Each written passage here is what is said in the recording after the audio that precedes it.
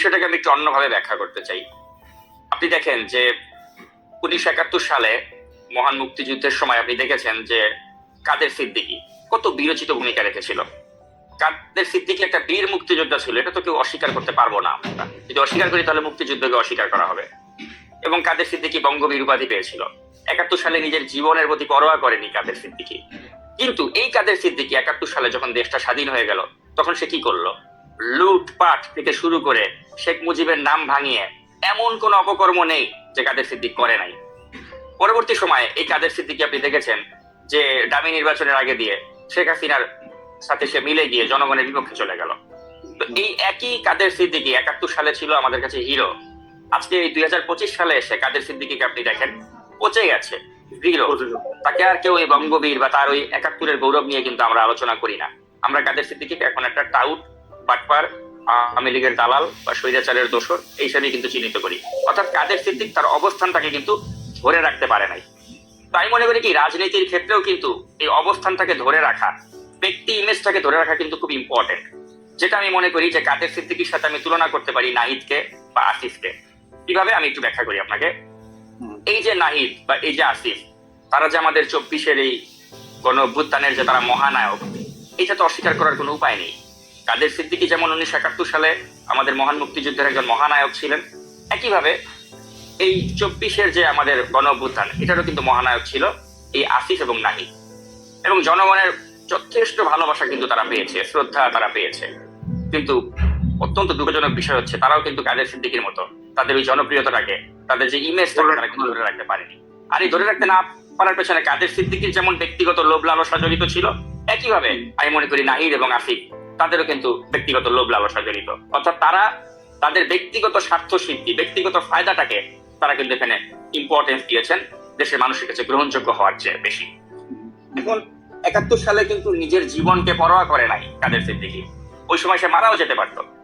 কিন্তু এখন আপনি বেঁচে গেলেন, বেঁচে গিয়ে এটা আপনাকে লাইসেন্স দেয় নাই যে এখন আপনি বাংলাদেশে, স্বাধীন বাংলাদেশে যা ইচ্ছা তাই করতে পারবেন। কাদের সিদ্দিকীর ব্যাপারটা কিন্তু তাই ছিল। 71 সালের পরে কাদের সিদ্দিকীর একই চুক্তি ছিল এরকম, আমি দেশ স্বাধীন করছি, এখন দেশটাকে লুটপাট করার অধিকার আমার।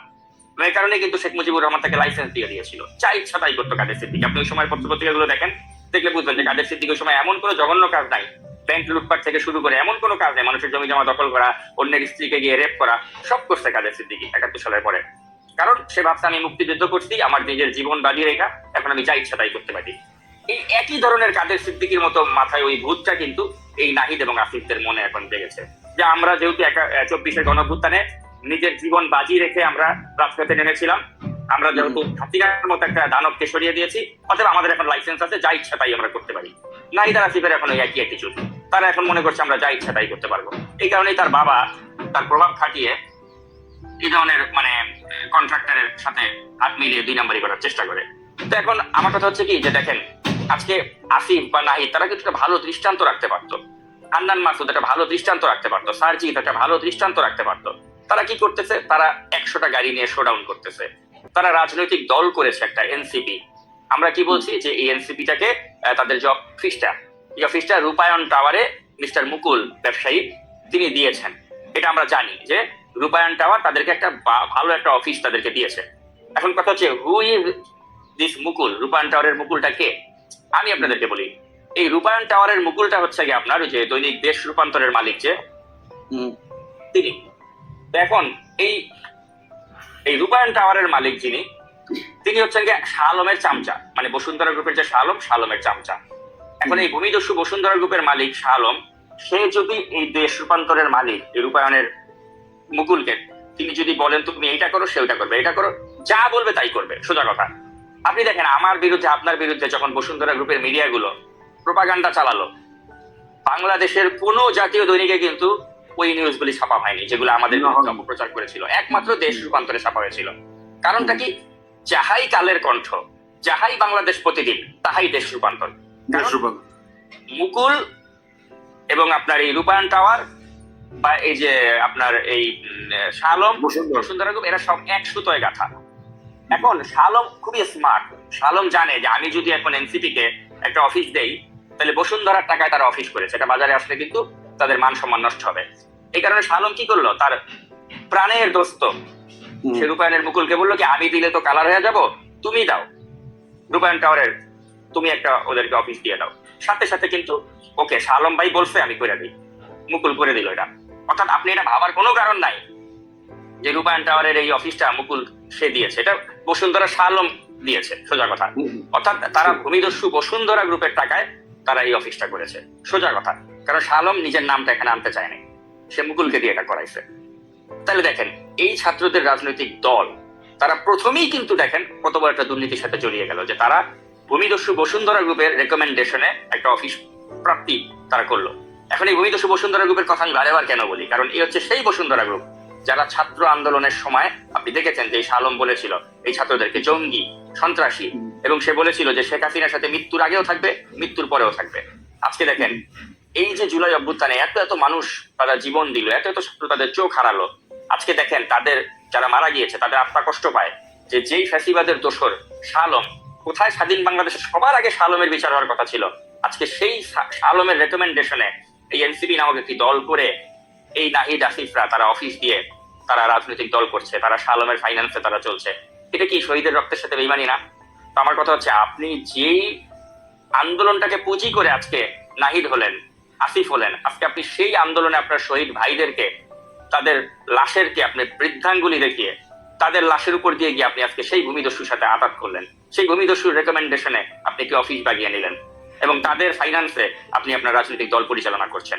তো এর চেয়ে মানে কি বলবো, এর চেয়ে নিচতা কি হতে পারে? আর এরা নাকি আমাদের আগামী দিনের রাজনীতি করবে? তাহলে এরা যদি আমাদের আগামী দিনের রাজনীতি নেতা হয়, এদের মতো বাটপার, এদের মতো চিটার, আপনি সার্জিস বলেন, আসিফ বলেন, নাহিদ বলেন, হান্নান মাসুদ বলেন, এগুলি তো সব চিহ্নিত বাটপার। আমি যেগুলিকে এখন আমার ফেসবুকে আমি ডাইরেক্ট বলি ফকিন্নির পোলাপাইন।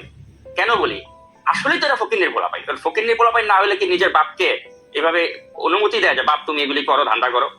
এরা আসছে অল্প সময়ের জন্য, ভাবতে যা পারি কামায় নেয়, এলো মেলো করে দেমা লুটে পুটে খায়, এ হচ্ছে তাদের মূল মন্ত্রা। এখন আমার কথা হচ্ছে কি, আসলে এরা ওয়ান্সে ফকিন্নির পোলা, অলওয়েজ এ ফকিন্নির পোলা। এখন আমি ভাই বলতে খারাপ লাগে, বাট এটা হচ্ছে বাস্তবতা। এরা টাকা পয়সা দেখে এদের চোখ মুখে খারাপ হয়ে গেছে। আপনি দেখেন নাহিদের বিষয়ে জাওয়াদ নির্জর কি বলেছেন। জাওয়াদ নির্জর বলেছে তো যে নাবিল গ্রুপের যে টেলিভিশন চ্যানেলটা, এইটার লাইসেন্স দেওয়ার জন্য নাহিদ 3 কোটি টাকা নিয়েছে। জাওয়াদের ওই প্রশ্নের উত্তর আজ পর্যন্ত নাহিদ দিতে পেরেছে? পারে নাই। কারণ নাহিদ নিজেও জানে যে আমি 3 কোটি টাকা ঘুষ খাইছি লাইসেন্সটা দেওয়ার জন্য, যখন সে তথ্য মন্ত্রণালয়ের দায়িত্বে ছিল। এখন এগুলি তো টুকটাক ইনফরমেশন আপনার এখন আসতেছে আমাদের কাছে। আপনি লিখে রাখেন, যখন ক্ষমতা থাকবে না এদের আরো ম্যাসিভ স্কেলের করাপশন আমাদের কাছে আসবে, যেটা এখন হাসিনার বিরুদ্ধে আমরা তথ্য পাচ্ছি। এখন তো মিডিয়া পুরোপুরি স্বাধীন না, যে কারণে আমরা প্রকৃত তথ্যগুলো আমরা দিতে পারছি না। কিন্তু যখন এদের ক্ষমতা থাকবে না, যখন এদের ইউনুসের যে একটা মানে সরকার তাদেরকে ছায়া দিয়ে রেখেছে, যে কারণে তাদের অপকর্মগুলো ঢেকে আছে, আপনি দেখেছেন যে তারা কিভাবে ওই একটা 5 তারকা হোটেল ইন্টারকন্টিনেন্টাল, সেখানে তারা সুইট গুলোকে দখল করে রেখেছিল। এই নিয়ে সামান্য একটু নিউজ এসেছিল, ওটা তারা ধামাচাপা দিয়ে দিল। বাংলাদেশে এতগুলো টেলিভিশন চ্যানেল কেউ গিয়ে পারলো না ওই ইন্টারকন্টিনেন্টালের ম্যানেজারের সাক্ষাৎকার নিতে, যে ভাই এই ছাত্র সমন্বয়করা তোমাদেরকে জিম্মি করে এতগুলো যে হোটেলের রুম দখল করে রেখেছিল, নিয়ে একটা বক্তব্য দাও। বক্তব্য এসেছে, কোনো মিডিয়াতে আসে নাই, কারণ ইন্টারকন্টিনেন্টালের মালিকদেরকে বলা হয়েছে যে এটা নিয়ে কোনো মুখ খুলতে পারবা না। তো এইভাবে মিডিয়ার কণ্ঠরোধ করে রাখা হয়েছে, এভাবে মিডিয়াকে ধামাচাপা দিয়ে রাখা হচ্ছে। প্রকৃত সত্যটা আমরা পাচ্ছি না। একদিন প্রকৃত সত্য বের হবে যে এই নাহিদ, আসিফ, এই হান্নান মাসুদ, এরা প্রত্যেকটা যে বাটপার, এরা প্রত্যেকটা যে ওই ছাত্র অভ্যুত্থানকে পুঁজি করে এরা যে ধান্দা করতেছে, এটা একদিন না একদিন প্রকাশ হবেই। এখন তো একটু একটু করে বের হচ্ছে। একদিন না, যেমন ধরেন হান্নান মাসুদ, সে বলছে যে তার তো থাকারও বাড়ি নাই, বাড়িটা ভাঙাচোরা, মানে খুব করুণ অবস্থা। তাকে জামাতের এক নেতা নাকি প্রাডো গাড়ি দিয়েছে। মানে আমি ছেলেটাকে দোষ দেই না, ও কিন্তু সরল ভাবেই সত্য কথা বলে দিয়েছে, তো আমি দেই না। সাকিব, আমি এদেরকে দোষ দেই না। কেন দোষ দেইনি আমি আপনাকে বলবো। এই জন্যই দেই না, আমার কাছে কেন জানি মনে হয় তাদেরকে কেউ চালাচ্ছে, কেউ না কেউ তাদের ন্যারেটিভ তৈরি করছে, যে কথাটা আপনি এর আগে আমরা আলোচনার শুরুতে বলেছি। যেমন ধরুন, আমি আপনাকে বলে দিচ্ছি যে এদের অনেক সুযোগ ছিল। এই দেখেন, সেটা হচ্ছে যে ওরা নতুন বন্দোবস্তের কথা বলছে। এখন এই নতুন বন্দোবস্ত আসলেই কিন্তু বাংলাদেশের প্রয়োজন ছিল।